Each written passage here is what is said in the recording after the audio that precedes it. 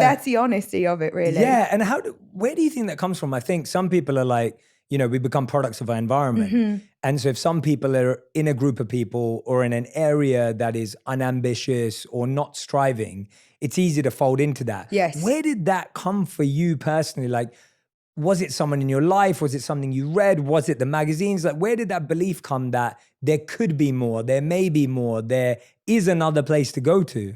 I think that it must have come from my mum in some ways, because I didn't know anyone that owned their own business. Where I come from, everyone worked a job and you worked for somebody else. Mm-hmm. And jobs were seen as exactly that. There was no career, there was no vocation, there was no purposeful doing of what you do. It's like you get up, you went to work, you probably found it miserable and you try to get out of there as quickly as you could.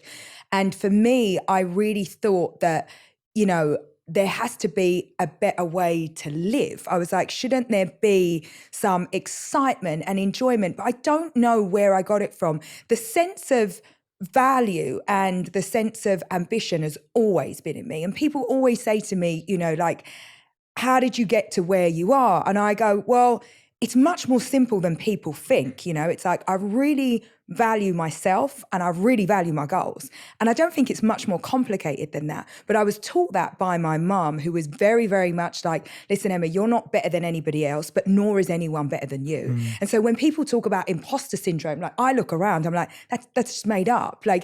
We all feel exactly the same, deep, deep down. And that sense of me feeling like I could achieve was just built in. I've never felt a lack of confidence. I've never felt less than. I always felt like if I worked hard enough and I really put everything into it, that I could achieve. I still feel like that today. I don't expect things to be easy, but I've never had a sense of I couldn't. Yeah, what a great way for your mum to set you up. What an amazing recipe. I guess so. No, it's beautiful to hear that, because I love that perspective of no one's better than you and you're not better than anyone. That's such a great equalizer. Absolutely. And the two things are really important, right? Because I grew up with such a respect for everybody else around me, regardless of where they come from or, what they were doing. And I think that, as a kid, I was surrounded by a lot of people that were doing what they had to do to get through the day. And I never looked down on anyone. I always thought, well,